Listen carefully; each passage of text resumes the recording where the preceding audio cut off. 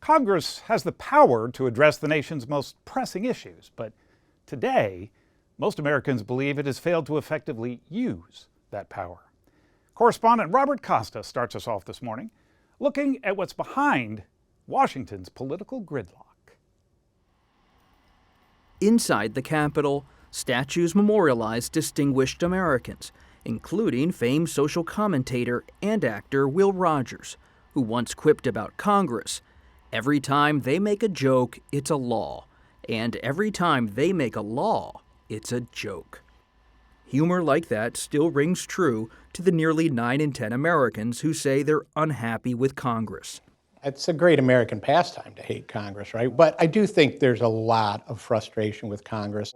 Carl Hulse, chief Washington correspondent for the New York Times, has covered Capitol Hill since the Reagan administration. You walk the halls of Congress every day.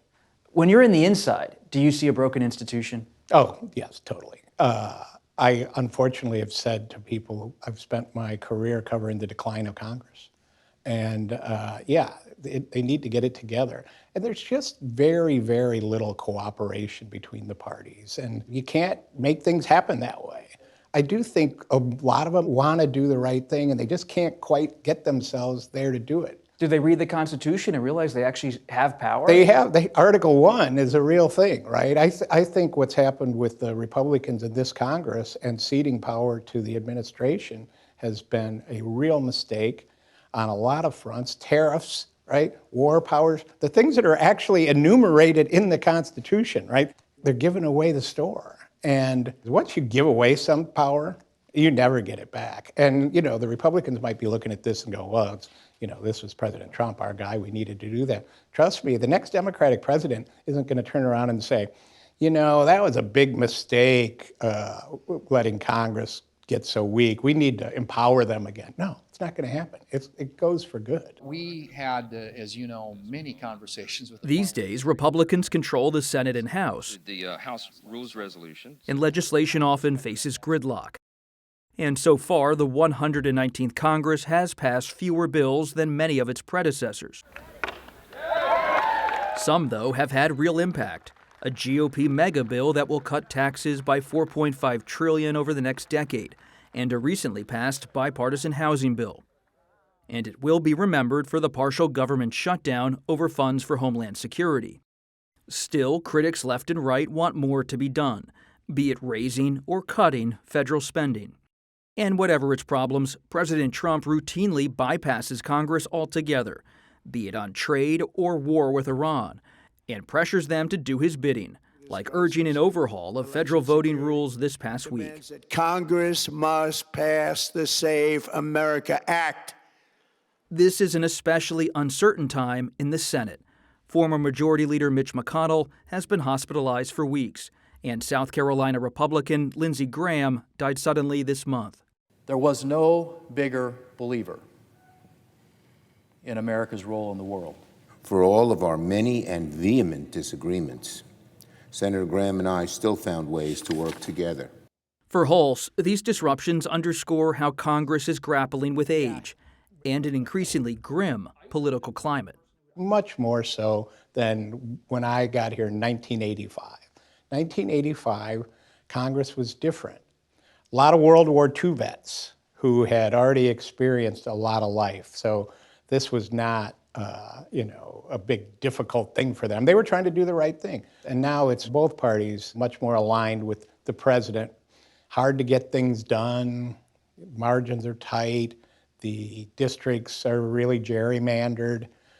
There's a lot wrong with Congress. 30 seconds.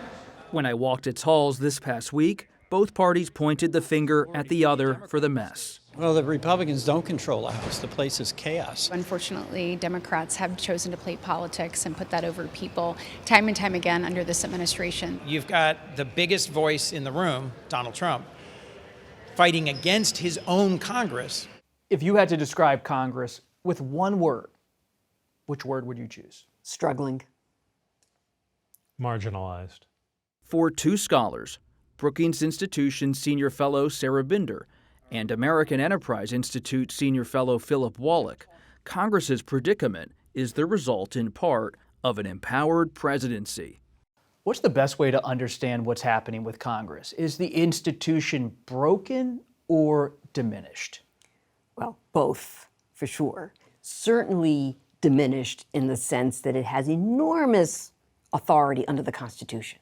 Power of the purse, power to declare war. And yet, oftentimes, not just under Trump, this current president, but reaching back decades, Congress cedes that authority to the president. All the authority on the table, but struggling to try to use it or even to try to get it back. So the muscle memory for how to make deals, how to legislate, how to solve problems, the muscles, they're there, but they've really atrophied. For me, what's changed is how the members themselves see their jobs. I think what we've lost is this sense that I'm sent here to solve the problems of the American people. I have to find a way to do that. That means building coalitions. That means compromise. Compromise has too much become a dirty word in American politics today. There's a sense that if you're willing to compromise, you're not really holding true to your values. Today, people see their job as supporting the White House when it's their ally there, or fighting against them in various ways when it's the other party that has the presidency. Since Congress has for decades ceded so much authority to the executive branch, there's a sense among the members on Capitol Hill that's where the real action is, in the executive branch, in the judiciary. In his current term, President Trump has issued a flurry of executive orders, over 260 so far, and the two presidents before him issued many of their own, leaving many Americans wondering, what is Congress doing? Are the American people being too tough on Congress? I think the truth is Congress doesn't need to be a very popular organization, even if it's working well. The old line about lawmaking and sausage making is there for a reason. There's something unseemly about the way legislative politics has to operate that makes it hard to be really popular as a Congress. Yeah, I think the public should be hard on Congress. There's $30 trillion in public debt. Social Security seemingly on the brink if they don't act soon. We can go hold a whole host of issues and problems that we see around us, the cost of housing. People should be mad. At the same time, right, the public often does have quite unreasonable expectations of what's possible. You need big, broad, bipartisan majorities to get stuff done. And in a polarized America with factions in each party, that's really hard. For Sarah Binder and Philip Wallach, today's Congress might be troubled, but it is, as ever, a reflection of its times and the people it represents. But when you look ahead, are you hopeful about Congress or not?